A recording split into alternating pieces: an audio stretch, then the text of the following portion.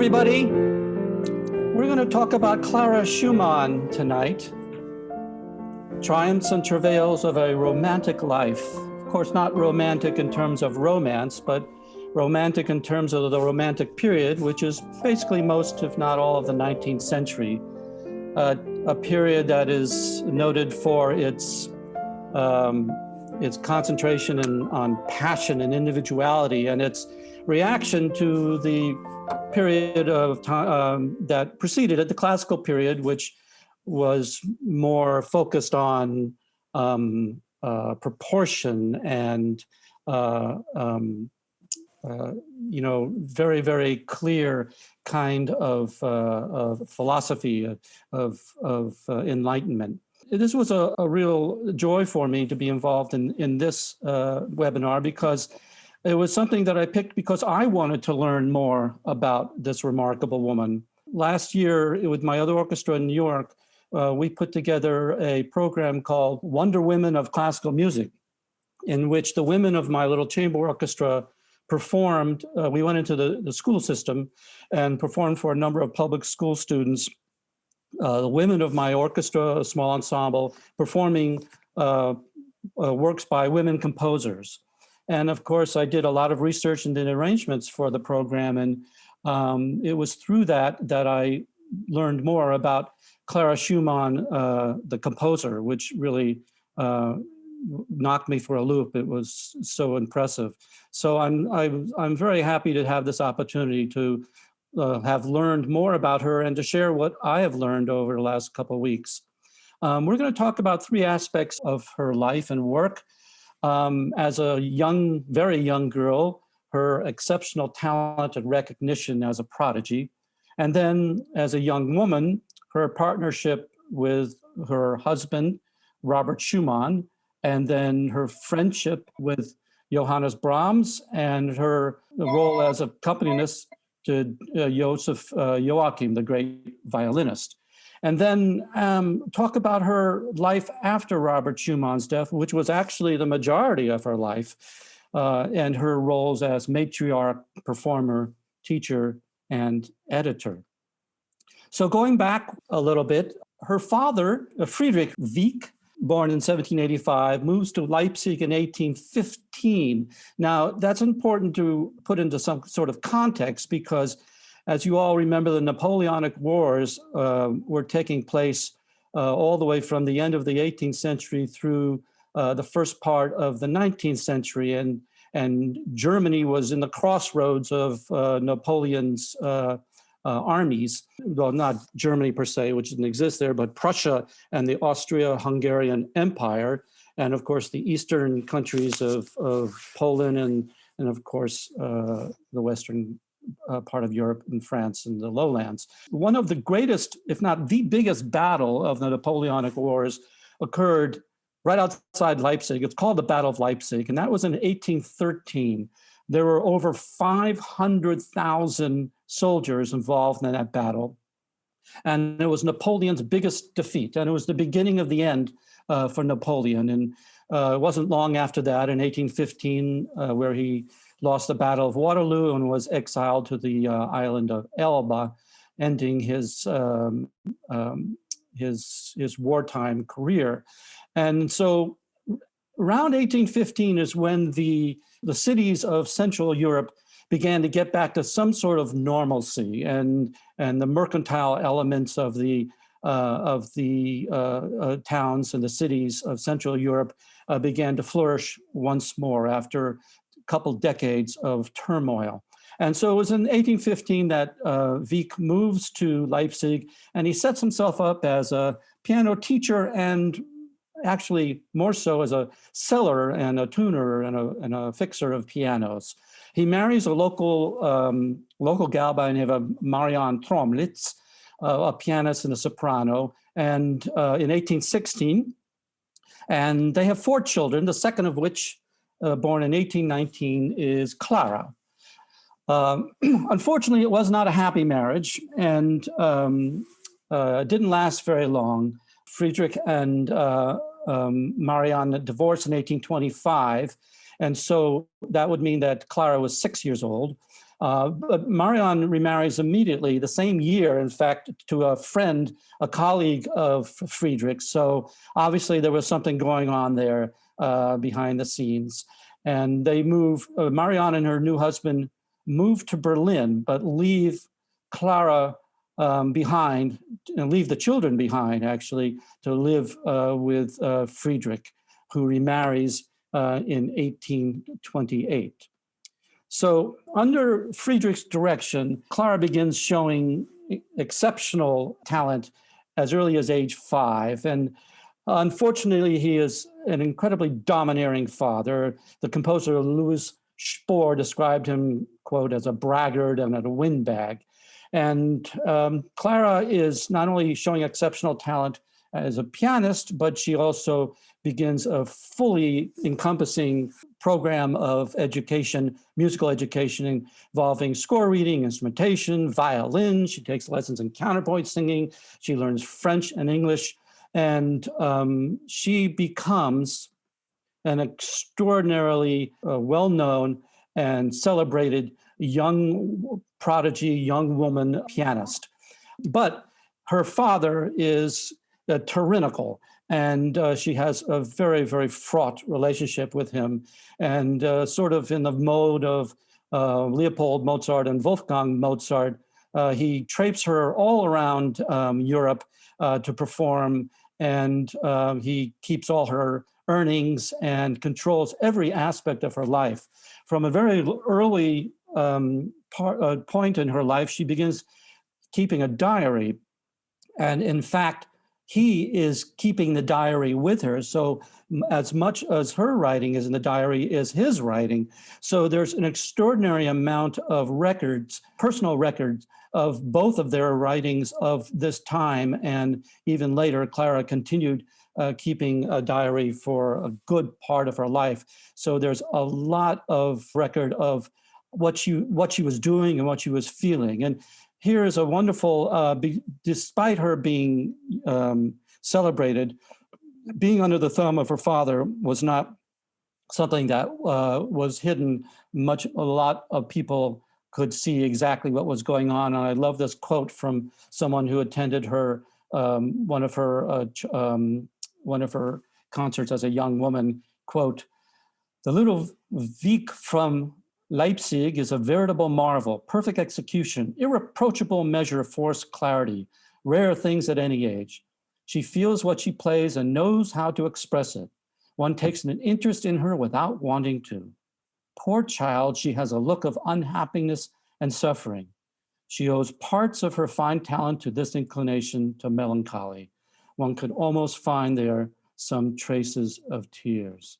So she is not only an extraordinary pianist and an accomplished musician, she is a composer of quite a bit note. Here's an example of a work of hers, Opus 6, from a piece of hers called Soirée Musicales. This is an excerpt of her second movement, Notturno. Here is something that was published when she was 15 years old. Remember, see, this is Opus 6. So you can, there are already 5 works of hers that she composed and had published previous to this beautiful piano work. And let's listen to a few measures of it.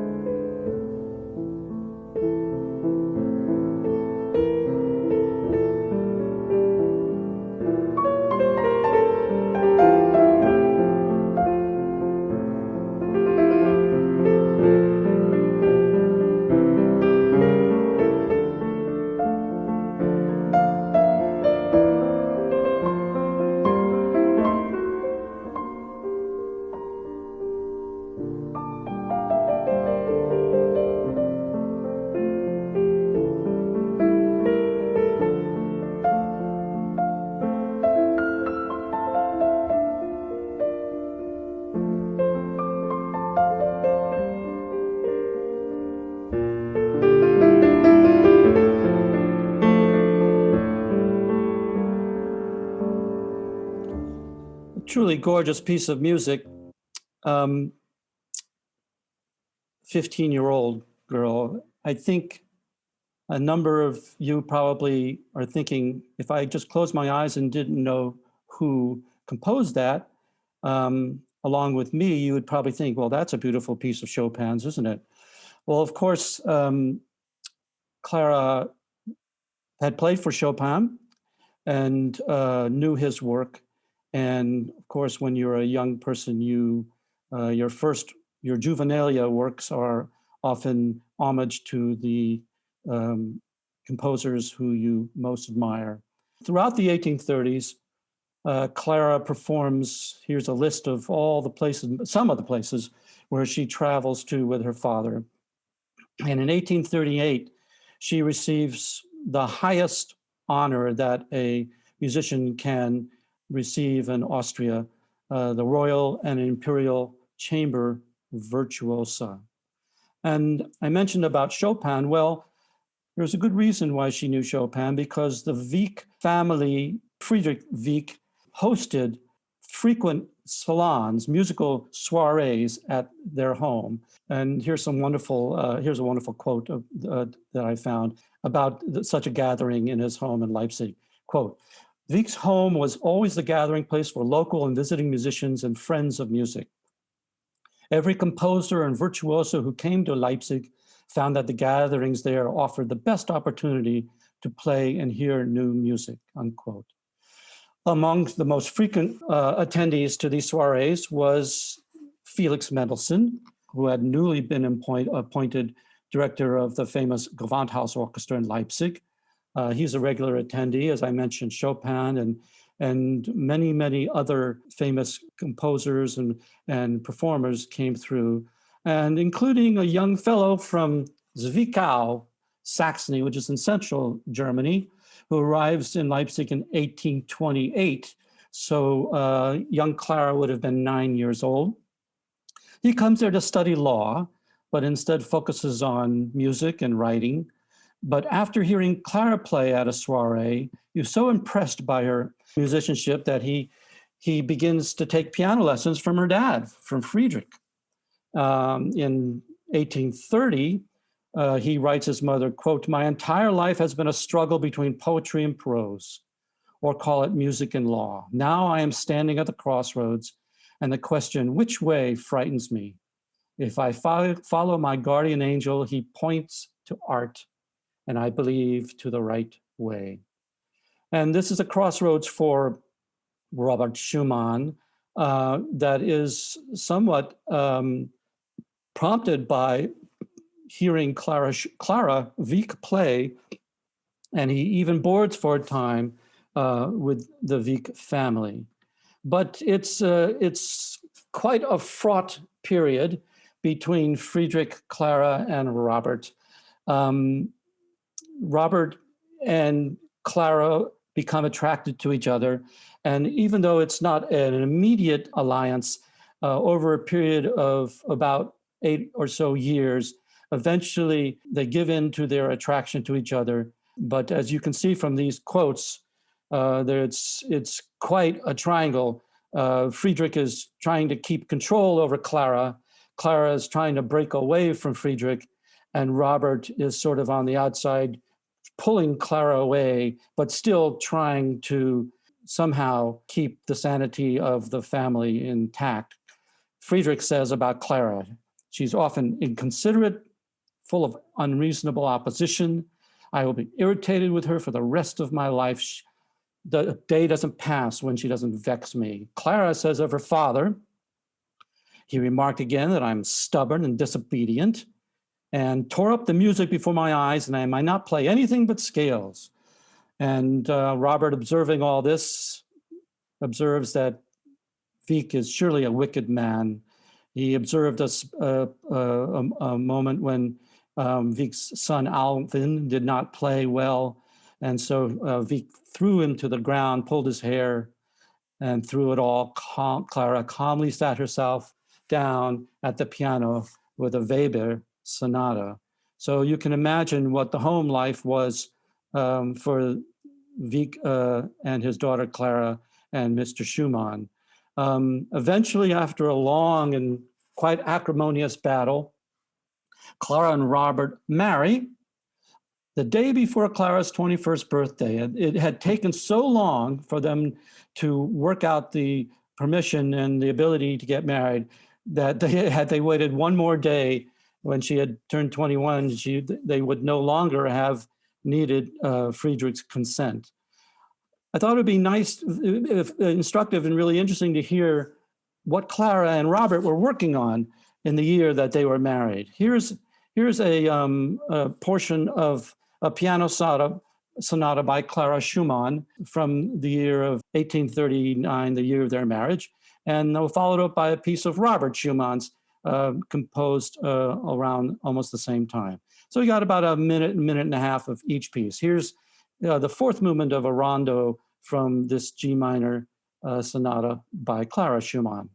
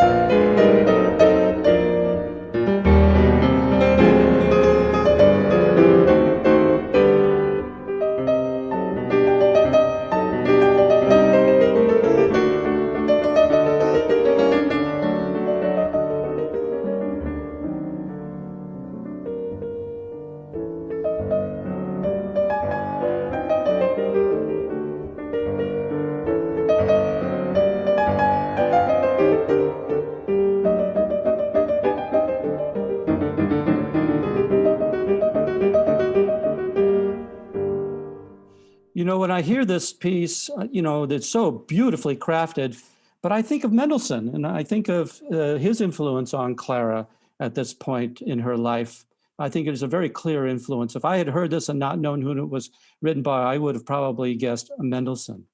So here is from the same period, same year actually, a piano sonata by Robert Schumann, and I think you'll be interested to hear the very different sensibility of what's going through Robert's tortured mind.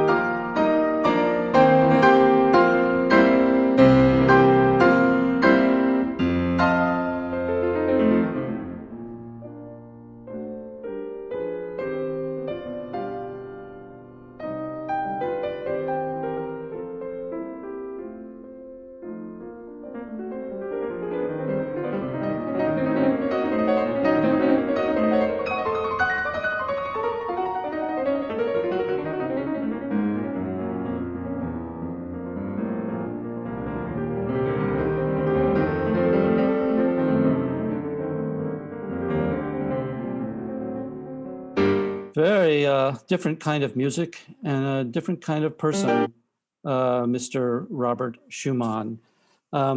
So wonderful quotes here about Clara and how she was feeling about her marriage to Robert.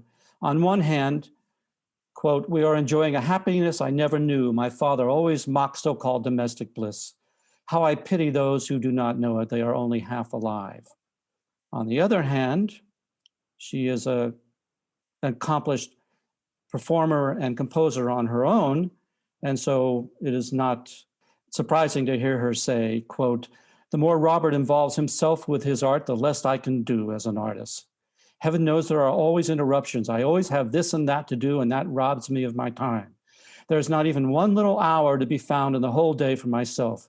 My piano playing is falling behind. This always happens when Robert is composing. Score reading has always also been given up once again, but I hope that it won't be for long this time. Well, it's a complaint that I think is probably very familiar to any woman who has not even incredible talents, but just very clear and dedication to their main interest in life. For Clara, it would be composing and playing. And at this time, it was always considered to have to take second place to the man in the marriage. And unfortunately, that was the case with Clara. And we all suffer because at the time of her marriage, she stopped composing. She didn't hardly compose a note for the rest of her life, based upon the pieces that survived from when she was a young girl. Remember, she got married the day before she was 21 years old. So all the pieces that we have of hers would be considered by any other composer to be juvenilia, just young pieces that were in preparation for more mature composing. And unfortunately, Clara did not continue composing, so we don't have that oeuvre of hers that I'm sure would have been incredibly spectacular. And it was at this time that someone else came into their lives, a certain Herr Brahms from Hamburg.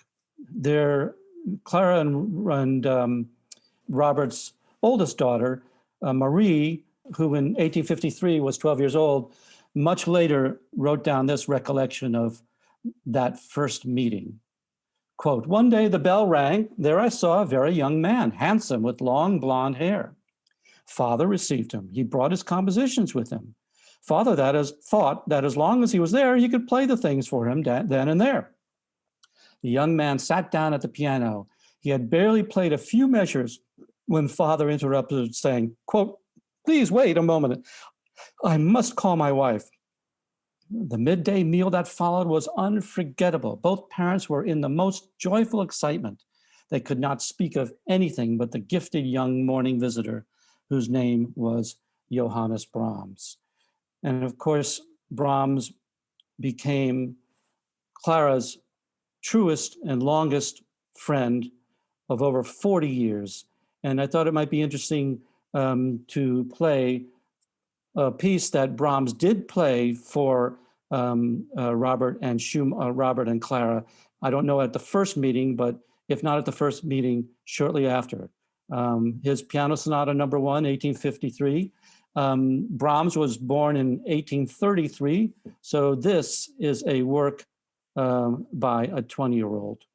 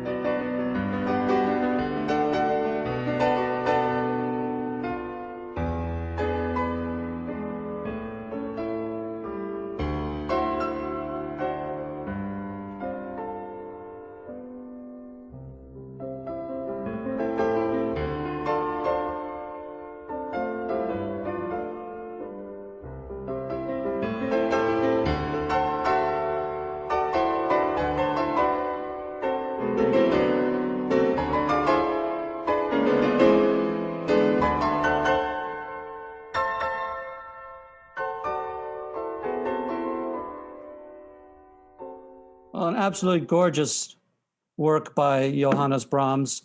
You know, one can say that there's maybe two kinds of composers.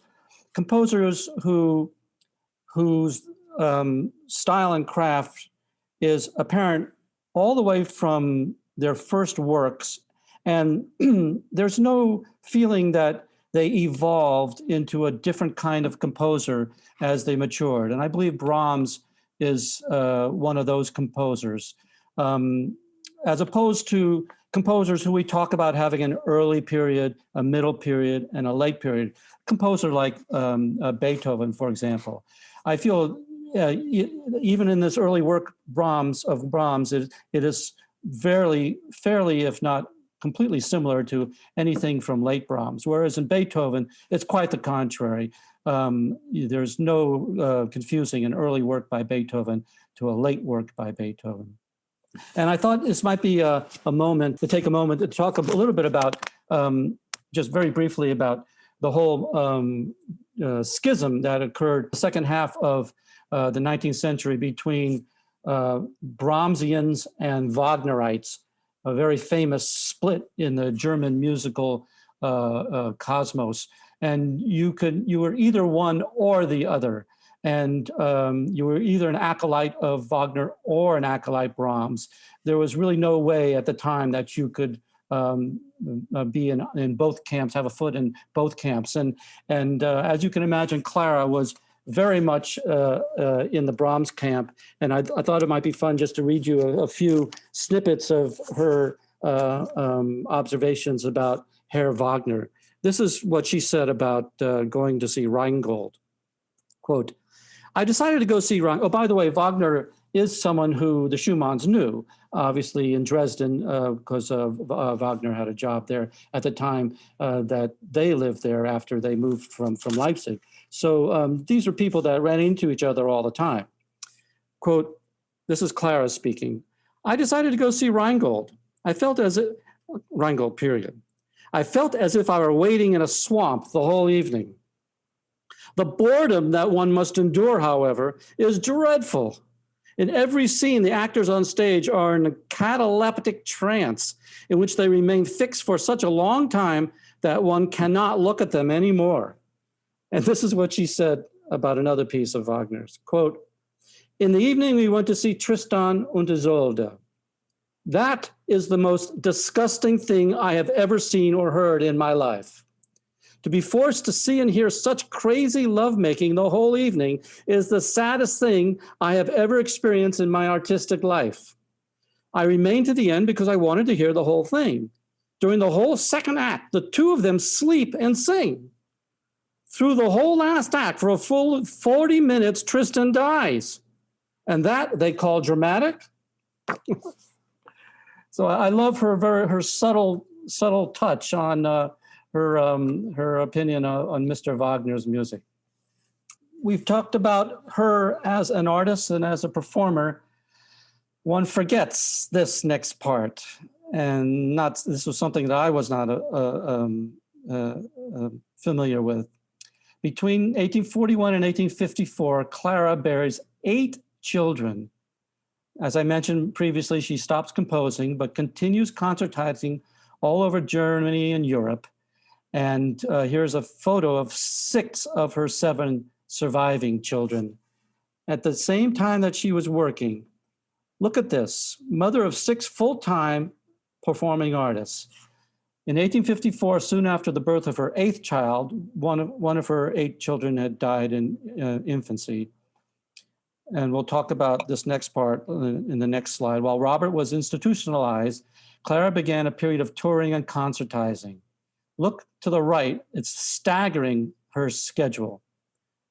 This is a mother of 7, traveling, and not just of the traveling and the performing, but the preparation to be able to play at the highest level, not only giving solo recitals, but giving orchestra concerts. She composed a beautiful piano concerto. And of course, there you see a number of concerts where she accompanied Joachim, the violinist. This is this is just jaw-dropping that this woman was able to manage at the highest possible level this kind of career, at the same time bearing 8 children and taking care of 7 children, while her husband, unfortunately, suffering from bipolar disorder reflected in manic and depressive periods, attempts suicide in 1854 and is admitted to a mental asylum in Endenich near Bonn. And he's there for 2 years and dies at the indescribably sad young age of 46. For the last 2 years of his life, over 2 years of Robert's life, Clara didn't even see him. She was taking care of her children and concertizing. I think it's really extraordinary looking at this woman widowed, this young woman widowed at the age of 36, thinking of the kind of life she had to endure. And of course now, her concertizing took on a much more important element of her life, which was that she needed to make money. And so she couldn't slow down. She had nobody supporting her. She didn't come from a wealthy family. So it was important for her to continue playing just to keep her household together. Here are 2 interesting observations of her during this period. Quote from Frank's Liszt. This is a beautifully from the Romantic period, expressed observation of her. To the moist, youthful luster of her eyes, there has succeeded a fixed and anxious look. The flower crown, once so loosely woven in her hair, now scarcely hides the scars which the holy circlet has impressed so deeply on her brow. And George Sand, the writer, says, Clara is a melancholy, interesting creature. Her husband went mad, and she has to support 8 children. Of course, it was just 7 children, not 8. But take a look at these. I wonder if it's the same photographer that took both of these photographs from the similar period. I don't know much about the history of photography. If this is a classic posture that people were asked to pose, maybe for the long exposures, keeping them quite still. But you can see mirror images of each other, tortured romantic artist on the left, and a very sad, wise, beyond her years artist on the right. So after Robert's death, she takes a teaching position in Frankfurt and becomes a extraordinarily celebrated piano teacher. And she continues playing and concertizing with Joachim. She played over 200 recitals with him. Here's a wonderful quote from her diary about concerts that occurred in 1878. Quote, as I entered, the whole audience stood and a rain of flowers began. Several times I felt as though I would be overwhelmed by the emotions I was feeling. I shook violently, but I controlled myself and played the concerto, Robert Schumann's piano concerto, with perfect calm, and it succeeded magnificently.